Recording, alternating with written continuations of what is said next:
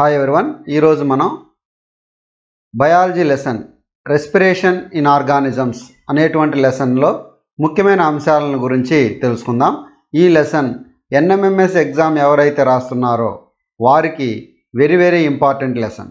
ఈ లెసన్ నుంచి every year ఒక బిట్ అయితే వస్తుంది కాబట్టి ఈ లెసన్ని మనం జాగ్రత్తగా నేర్చుకున్నట్లయితే ఆ బిట్కి మనం ఆన్సర్ చేయగలము. అలాగే లాస్ట్ ఇయర్ ఈ లెసన్ నుండి ఏ బిట్ వచ్చిందో కూడా మనం చూద్దాం.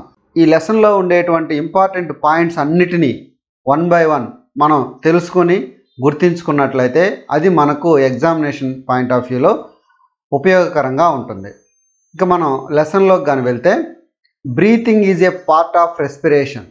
శ్వాసక్రియలో బ్రీతింగ్, శ్వాస తీసుకోవడం అనేది ఒక భాగం. All organisms are made of small microscopic units called cells. జీవులన్నీ కూడా కణాల చేత నిర్మితమై ఉంటుంది. A cell is the smallest structural and functional unit of an organism. జీవుల్లో నిర్మాణాత్మక క్రియాత్మక ప్రమాణము ఏంటి అంటే అది కణము అని చెప్పవచ్చు. Each cell of an organism performs certain functions such as nutrition, transport, excretion and reproduction. To perform these functions the cell needs energy.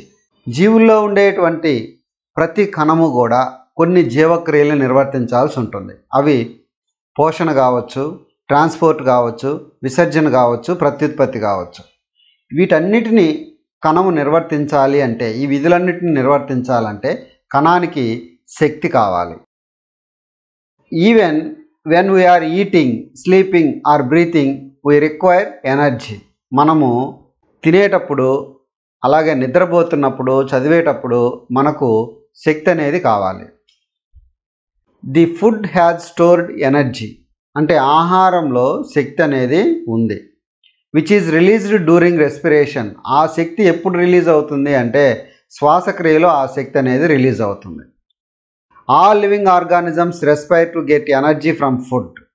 అందుకనే అన్ని సజీవులు శ్వాసక్రియను జరుపుకొని ఆహారంలో ఉన్న శక్తిని పొందటం అనేది జరుగుతుంది. అంటే ఇక్కడ ఆహారంలో ఉండే శక్తిని పొందాలి అంటే జరగాల్సినటువంటి లైఫ్ ప్రాసెస్ ఏంటి అంటే రెస్పిరేషన్ అనే లైఫ్ ప్రాసెస్ జరగాలి. During breathing we breathe in air. We know that air contains oxygen. We breathe out air which is rich in carbon dioxide. శ్వాసక్రియలో మనము గాలిని పీల్చుకుంటాం. అలాగే ఆ పీల్చే గాలిలో ఏముంటుంది ఎక్కువగా అంటే ఆక్సిజన్ అనేది ఉంటుంది. అలాగే మనం నిశ్వాసంలో గాలిని బయటకు వదులుతాం. ఆ వదిలే గాలిలో ఎక్కువగా ఉండేది ఏంటి అంటే కార్బన్ డయాక్సైడ్. అంటే మనం శ్వాసక్రియలో రెండు ప్రక్రియలను నిర్వర్తిస్తుంటాం. అవి ఒకటి ఆక్సిజన్ని తీసుకోవడం, రెండోది కార్బన్ డయాక్సైడ్ని బయటకు వదలడం. Next, the air will breathe in is transported to all parts of the body and ultimately to each cell. మనం పీల్చినటువంటి గాలి బాడీలో ఉండే అన్ని పార్ట్స్కి కూడా ట్రాన్స్పోర్ట్ అవ్వాలి. దేహంలో ఉండే ప్రతి కణానికి ఆ గాలి అనేది చేరాలి. In the cells, oxygen in the air helps in the break down of food. కణానికి చేరిన ఆక్సిజన్ ఆహారాన్ని విచ్ఛిన్నం చేయడానికి సహాయపడుతుంది. The process of break down of food in the cell with the release of energy is called cellular respiration. కణంలో ఆహారం విచ్ఛిన్నమై శక్తి విడుదలయ్యే ప్రక్రియను కణ శ్వాసక్రియ అని అంటారు. Cellular respiration takes place in the cells of all organisms. కణ శ్వాసక్రియ అనేది అన్ని సజీవుల యొక్క కణాలలో జరుగుతుంది. In the cell the food is broken down into carbon dioxide and water using oxygen. ఆహారము గ్లూకోజ్ అనేది విచ్ఛిన్నమవుతుంది. ఎలా విచ్ఛిన్నమవుతుంది అంటే కార్బన్ డయాక్సైడ్ మరియు వాటర్గా విడిపోవడం జరుగుతుంది. దానికి ఆక్సిజన్ సహాయపడుతుంది. When break down of glucose occurs with the use of oxygen it is called aerobic respiration. ఇక్కడ గ్లూకోజ్ విచ్ఛిన్నం అవడంలో ఆక్సిజన్ యొక్క పాత్ర కానీ ఉన్నట్లయితే అటువంటి శ్వాసక్రియని ఏరోబిక్ రెస్పిరేషన్ అని అంటారు. వాయు సహిత శ్వాసక్రియ అని అంటారు. Food can also be broken down without using oxygen. This is called anaerobic respiration. Oxygen లేకుండా ఆహారం విచ్ఛిన్నమైనట్లయితే అటువంటి రెస్పిరేషన్ని ఎనరోబిక్ రెస్పిరేషన్, అవాయు శ్వాసక్రియ అని అంటారు. Break down of food releasing energy. ఆహారం విచ్ఛిన్నమయ్యేటువంటి ప్రక్రియ శక్తిని విడుదల చేస్తుంది. Glucose in the presence of oxygen converted into carbon dioxide plus water plus energy. Some organisms such as yeast that can survive in the absence of air, they are called anaerobes. Yeast లాంటి కొన్ని జీవులు oxygen లేకుండానే జీవించగలుగుతాయి.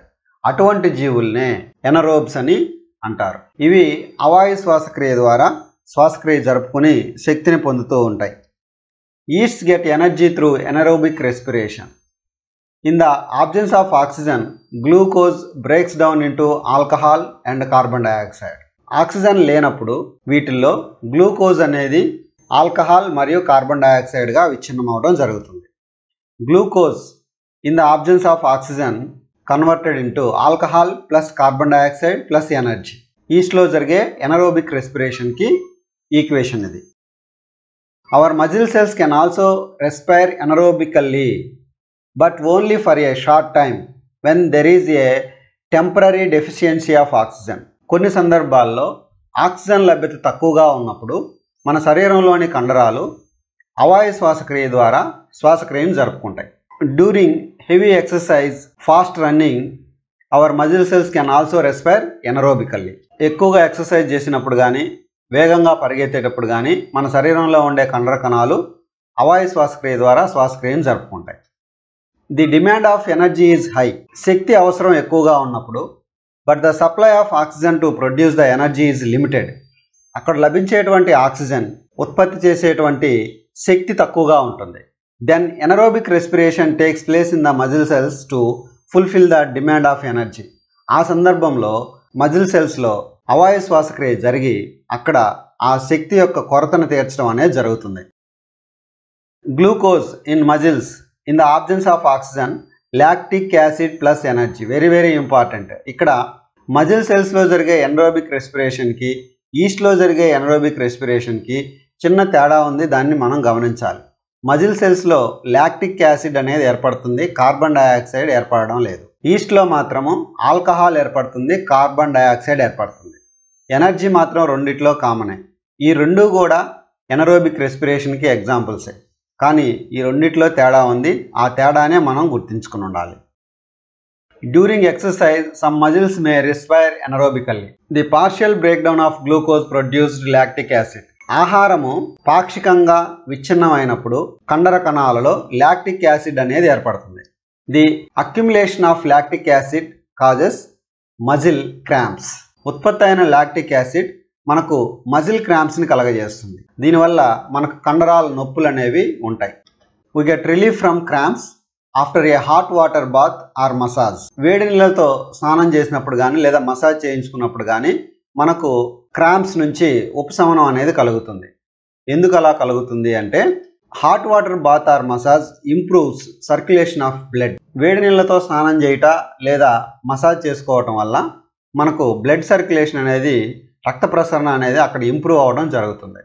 As a result, ఫలితంగా the supply of oxygen to the muscle cells increase. Muscle సెల్కి అందించబడేటువంటి oxygen యొక్క పరిమాణం పెరుగుతుంది. The increases in the supply of oxygen results in the complete break down of lactic acid into carbon dioxide and water. ఉత్పత్తి అయినటువంటి oxygen ఉన్నటువంటి lactic యాసిడ్ని పూర్తిగా విచ్ఛిన్నం చేయడం అనేది జరుగుతుంది. విచ్ఛిన్నం చేసి కార్బన్ డైఆక్సైడ్ అండ్ నీట్గా మారుస్తుంది. Yeasts are single celled organisms. They respire anaerobically and during this process yield alcohol. అవాయు శ్వాసక్రియను జరుపుకుంటుంది. ఈ ప్రక్రియలో ఆల్కహాల్ అనేది ఉత్పత్తి అవుతుంది. ఇందాకే మనం చెప్పుకున్నాం. They are therefore used to make wine and beer. ఇక్కడ ఏర్పడేటువంటి ఆల్కహాల్ని వైన్ తయారీకి, బీర్ల తయారీకి ఉపయోగిస్తారు. అంటే వైన్, బీర్ల తయారీకి మనకు ఈస్ట్స్ అనే సింగిల్ సెల్ ఆర్గానిజమ్స్ యూజ్ అవుతున్నాయి. ఇవి ఎనరోబిక్ రెస్పిరేషన్ ద్వారా మనకు ఆల్కహాల్ని ప్రొడ్యూస్ చేయడం అనేది జరుగుతుంది. Breathing means taking in air rich in oxygen and giving out air rich in carbon dioxide with the help of respiratory organs. శ్వాస అంటే శ్వాస అవయవం ద్వారా ఆక్సిజన్ ఎక్కువగా ఉండే గాలిని తీసుకోవడం, కార్బన్ డైఆక్సైడ్ ఎక్కువగా ఉండే గాలిని బయటకు వదిలిపెట్టడం. The taking in of air rich in oxygen in to the body is called inhalation and giving out of air rich in carbon dioxide is known as exhalation. Oxygen ఎక్కువగా ఉన్న గాలిని తీసుకోవడాన్ని ఉచ్ఛ్వాసము, inhalation అని అంటారు. అలాగే కార్బన్ డైఆక్సైడ్ ఎక్కువగా ఉండే గాలిని బయటకు వదలడాన్ని నిశ్వాసము, ఎక్స్హలేషన్ అని అంటారు. Breathing is a continuous process which goes on all the time and throughout the life of an organisms. శ్వాసక్రియ అనేది అన్ని జీవుల్లో జీవితాంతము జరిగేటువంటి ప్రక్రియ. The number of times a person breathes in a minute is termed as the breathing rate. నిమిషానికి ఎన్నిసార్లు శ్వాస జరుపుతామో దాన్నే శ్వాసక్రియ రేటు అని అంటారు. అంటే శ్వాసక్రియ రేటుని నిమిషానికి ఎన్నిసార్లు అనే దాన్ని బేస్ చేసుకుని లెక్కిస్తారు. During breathing inhalation and exhalation takes place alternately. మనకు బ్రీతింగ్ అనేది శ్వాసక్రియలో ఇన్హలేషను, ఎక్స్హలేషను ఒకదాని తర్వాత ఒకటి జరుగుతూ ఉంటుంది. A breath means 1 inhalation plus 1 exhalation. ఇక్కడ శ్వాస అంటే ఒక ఉచ్ఛ్వాసము, ఒక నిశ్వాసము. whenever a person need extra energy, he or she breathes faster. As a result, more oxygen is supplied to our cells. It speeds up the breakdown of food and more energy is released. మనకు ఎప్పుడైనా ఎక్కువ energy అవసరమైనప్పుడు శ్వాసక్రియ అనేది వేగంగా జరుగుతుంది. ఫలితంగా ఎక్కువ ఆక్సిజన్ కణాలకి అందించడం అనేది జరుగుతుంది. దానివలన కణంలో ఉండేటువంటి ఆహారం తొందరగా విచ్ఛిన్నమయ్యి ఎక్కువ శక్తి రిలీజ్ అవ్వడం అనేది జరుగుతుంది. On an average, an adult human being at rest breathes in and out 15 to 18 times in a minute. విశ్రాంతి సమయంలో ఉన్న సాధారణ మానవుని యొక్క శ్వాసక్రియ రేటు 15 నుండి 18 సార్లుగా ఉంటుంది. వెరీ వెరీ ఇంపార్టెంట్, ఇది బాగా గుర్తుపెట్టుకోవాల్సిన అవసరం ఉంది. During heavy exercise the breathing rate can increase up to 25 times per minute. ఎక్కువ ఎక్సర్సైజ్ చేసినప్పుడు శ్వాసక్రియ రేటు 25 వరకు పెరిగేటువంటి అవకాశం ఉంది.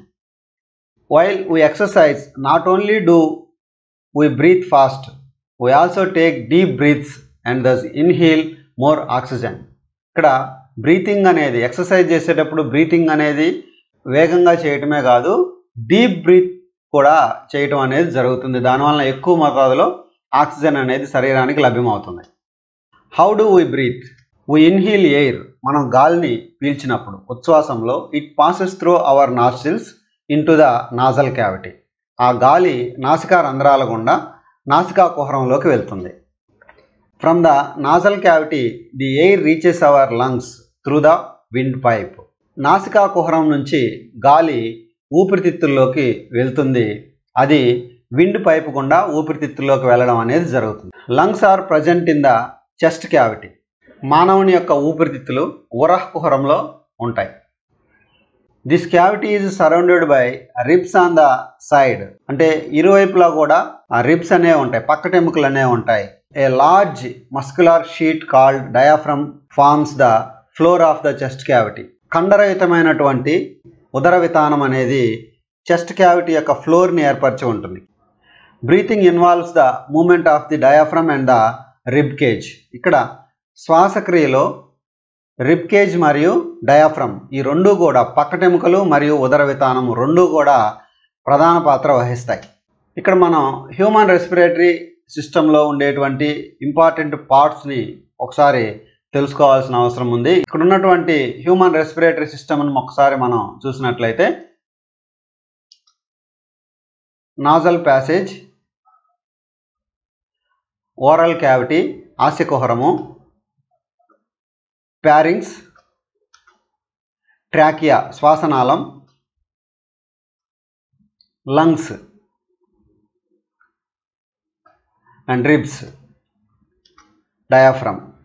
ఇది హ్యూమన్ రెస్పిరేటరీ సిస్టంలో ఉండేటువంటి పార్ట్స్. వీటిని మనం గుర్తుంచుకోవాల్సినటువంటి అవసరం ఉంది. డ్యూరింగ్ ఇన్హలేషన్లో ఏం జరుగుతుందో ఒకసారి చూద్దాం. Ribs moves up and outwards and diaphragm moves down. అంటే పక్కటెముకలు బయటికి వెలుపల వైపుకి పైకి జరగడం జరుగుతుంది. కింద ఉన్నటువంటి డయాఫ్రము కిందికి జరుగుతుంది.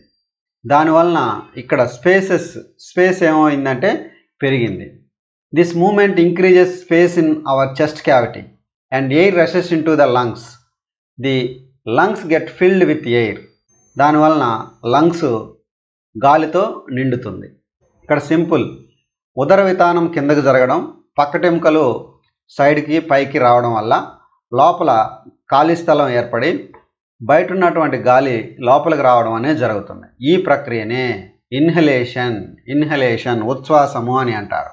During exhalation ribs moves down and inwards while diaphragm moves up to its former position.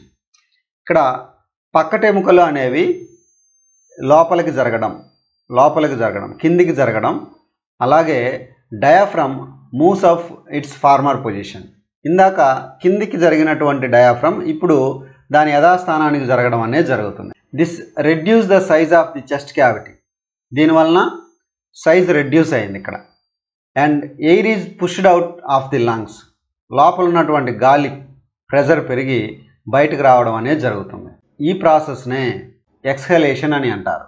These movements in our body can be felt easily. ఈ ప్రక్రియ అనేది ఇన్హలేషన్ ఎక్స్హలేషన్ అనేటువంటి ప్రక్రియ మన శరీరంలో చాలా ఈజీగా జరిగేటువంటి ప్రక్రియ. Smoking damages lungs. పొగ త్రాగడం అనేది ఊపిరితిత్తుల్ని డ్యామేజ్ చేస్తుంది. Smoking is also linked to cancer కూడా కారణమవుతుంది. It must be avoided. దీన్ని మనం ఖచ్చితంగా నిరోధించాలి. When we inhale the particles get trapped in the air present in our nasal cavity. మనం గాలి పీల్చేటప్పుడు నాజల్ క్యావిటీలో ఉండేటువంటి వెంట్రుకలు డస్ట్ పార్టికల్స్ని నిలిపివేస్తుంది, ఫిల్టర్ చేస్తుంది. This may irritate the lining of the cavity. ఈ డస్ట్ పార్టికల్స్ నాజల్ క్యావిటీలో ఉన్నప్పుడు ఇరిటేట్ చేయడం అనేది జరుగుతుంది. As a result of which we sneeze. దానివల్ల మనకు తుమ్ము రావడం అనేది జరుగుతుంది. వెన్ యూ స్నీజ్, తుమ్మినప్పుడు you should cover your nose so that the foreign particles you expel are not inhaled by other persons. నోస్ని కవర్ చేసుకుని తుమ్మాల్సి ఉంటుంది. ఫారిన్ పార్టికల్స్ ఏవైతే ఉన్నాయో అవి అవతలి వారు ఇన్హీల్ చేయకుండా ఉండేందుకు తోడ్పడుతుంది. Regular traditional breathing exercise pranayama can increase the capacity of lungs to take in more air. సాంప్రదాయబద్ధంగా ఉన్నటువంటి బ్రీతింగ్ ఎక్సర్సైజ్ ప్రాణాయామ అనేది మన లంగ్స్ కెపాసిటీని పెంచి ఎక్కువ గాలిని తీసుకునే విధంగా, ఎక్కువ ఆక్సిజన్ని పీల్చే విధంగా చేయడంలో సహాయపడుతుంది. The percentage of oxygen and carbon dioxide in inhaled and exhaled air. Inhaled air oxygen percentage 21% enter into lungs. Carbon dioxide 0.04% enter into lungs. Exhaled air oxygen 16.4%, carbon dioxide 4.4% carbon dioxide. మనం పీల్చే గాలిలో 21% oxygen, అలాగే 0.04% carbon dioxide ఉంటుంది. విడిచే గాలిలో 16.4% oxygen, 4.4% carbon dioxide ఉంటుంది. పర్సంటేజ్ని ఖచ్చితంగా ఇన్హీల్డ్ ఎయిర్లో ఉన్న oxygen carbon dioxide percentage, ఎక్స్హీల్డ్ ఎయిర్లో ఉన్న ఆక్సిజన్ కార్బన్ డైఆక్సైడ్ పర్సంటేజ్ని మనం బాగా గుర్తుంచుకోవాల్సిన అవసరం ఉంది. ఈసారి ఎగ్జామ్లో ఈ క్వశ్చన్ రావచ్చని నేను ఎక్స్పెక్ట్ చేస్తున్నాను. Breathing in other animals. Animals such as elephant, lions, cows, goats, frogs, lizards, snakes, birds have lungs in their chest cavities like the human beings. మానవుల్లో లాగే ఏనుగు, సింహము, ఆవు, మేక, కప్ప, బల్లి, పాములు, పక్షులు వీటన్నిటిలో కూడా ఉరఃకుహరంలో ఊపిరితిత్తులు అనేవి ఉండి అవి శ్వాసక్రియను జరపడంలో తోడ్పడతాయి. But in cockroach has small openings on the side of its body. These openings are called spiracles. బొద్దింక యొక్క శరీరం యొక్క ఉపరితలంలో చిన్న చిన్న రంధ్రాలు ఉంటాయి. ఆ రంధ్రాలనే స్పైరకిల్స్ అని అంటారు. Other insects also have spiracles. ఇతర కీటకాలు కూడా ఈ విధంగానే చిన్న చిన్న రంధ్రాలని స్పైరకిల్స్ని కలిగి ఉంటాయి. Insects have a network of air tubes called trachea for gas exchange. కీటకాలు అన్నిట్లో కూడా వాయునాళాలతో కూడినటువంటి ట్రాకియా అనేటువంటి నిర్మాణము వాయు వినిమయానికి తోడ్పడుతూ ఉంటుంది. Oxygen rich air rashes through spiracles into the tracheal tubes, diffuse into the body tissue and reaches every cell of the body. Similarly, carbon dioxide from the cells goes into the tracheal tubes and moves out through spiracles. These air tubes or tracheas are found only in insects and not in any other group of animals. ఈ ట్రాకియాలో వాయునాళాలలో oxygen అంటే విసరణ పద్ధతి ద్వారా నేరుగా కణజాలాల్లోకి చేరడం అనేది జరుగుతుంది. అలాగే అక్కడ ఉన్నటువంటి కార్బన్ డైఆక్సైడ్ ఆ ట్రాకియల్ ట్యూబ్లోకి రావడం అనేది జరుగుతుంది. ఇట్లాంటి ట్రాకియల్ ట్యూబ్స్ కేవలం కీటకాలలో మాత్రమే, ఆర్థోపోడా వర్గానికి చెందిన జీవుల్లో మాత్రమే ఉంటాయి. మరి ఏ ఇతర జీవుల్లో ఈ వాయునాళాలు స్పైరకిల్స్ అనేవి ఉండవు. Earthworms breathe through their skin. వానపాము చర్మం ద్వారా శ్వాసక్రియను జరుపుకుంటుంది. The skin of an earthworm feels moist and slimy on touching. ఇవి చాలా పలుచగా మరియు శ్లేష్మంతో కూడినటువంటి చర్మాన్ని కలిగి ఉంటుంది. Gases can easily pass through an earthworm's skin. గాలి చాలా సులభంగా చర్మం లోపలికి ప్రవేశించడం జరుగుతుంది. Though frogs have a pair of lungs like human beings, they can also breathe through their skin which is moist and slippery. కప్పలు మానవుల్లో వలె రెండు ఊపిరితిత్తులను కలిగి ఉంటాయి. అయినప్పటికీ కూడా అవి చర్మం ద్వారా శ్వాసక్రియను జరుపుతాయి. వాటి చర్మం కూడా తడిగా శ్లేష్మంతో కూడి ఉంటుంది. Breathing under water. నీటిలో శ్వాసక్రియ, జల శ్వాసక్రియ. Gills in fish helps them to use oxygen dissolved in water. నీటిలో కరిగి ఉన్న ఆక్సిజన్ని తీసుకోవడంలో చేపలకి మొప్పలు అనేవి ఉపయోగపడతాయి, గిల్స్ అనేవి ఉపయోగపడతాయి. ఇక్కడ మనం గిల్స్ని చూడవచ్చు. Gills are projections of the skin. బయటకు వచ్చినటువంటి చర్మమే ఇక్కడ మనకు గిల్స్గా కనపడుతున్నాయి. Gills are well supplied with blood vessels for exchange of gases. మొప్పల్లో ఎక్కువ మొత్తంలో రక్తనాళాలు ఉండి వాయు వినిమయంలో తోడ్పడుతుంది. Do plants also respire. మొక్కలు కూడా శ్వాసక్రియను జరుపుతాయా? Like other living organisms, plants also respire for their survival. మొక్కలు కూడా శ్వాసక్రియని జరపాల్సిందే, ఆక్సిజన్ కావాల్సిందే వాటికి కూడా. They also take in oxygen from the air and give out carbon dioxide. ఇవి కూడా ఆక్సిజన్ని తీసుకుని, గాలిలో ఉన్న ఆక్సిజన్ని తీసుకుని కార్బన్ డైఆక్సైడ్ని విడుదల చేస్తాయి. ఇక్కడ ఇంపార్టెంట్ పాయింట్ ఏంటి అంటే, in plants each part can independently take in oxygen from the air and give out carbon dioxide. ఇక్కడ మొక్కల్లో ప్రతి పార్టు విడివిడిగా ఆక్సిజన్ని తీసుకుని కార్బన్ డైఆక్సైడ్ని వదలడం అనేది జరుగుతుంది. జంతువుల మాదిరిగా ఒక సిస్టమ్ ఉండి ఆ సిస్టమ్ ద్వారా రెస్పిరేషన్ని జరపడం అనేది మొక్కల్లో ఉండదు. అది మనం ఇక్కడ గుర్తించాలి. The leaves of the plants have tiny pores called stomata for exchange of oxygen and carbon dioxide. ఇది మనకు తెలిసినటువంటి విషయమే, ఫస్ట్ లెసన్లో చెప్పుకొని ఉన్నాం. మొక్కల్లో ఉండేటువంటి పత్రాల్లో చిన్న చిన్న రంధ్రాలు ఉంటాయి. ఆ రంధ్రాలని స్టొమాటా అంటారు. ఇవి ఆక్సిజన్ని, కార్బన్ డైఆక్సైడ్ని వినిమయం చేయడంలో తోడ్పడుతుంది. Like all other living cells of the plants, the route cells also need oxygen to generate energy. ఇక్కడ ఇందాక చెప్పుకున్నట్టు మనకు మొక్క యొక్క వేర్లలో ఉండే కణాలు కూడా శ్వాసక్రియను జరుపుకోవాలి. అవి కూడా ఆక్సిజన్ని తీసుకోవాల్సినటువంటి అవసరం ఉంది. Roots take up air from the air spaces present between the soil particles.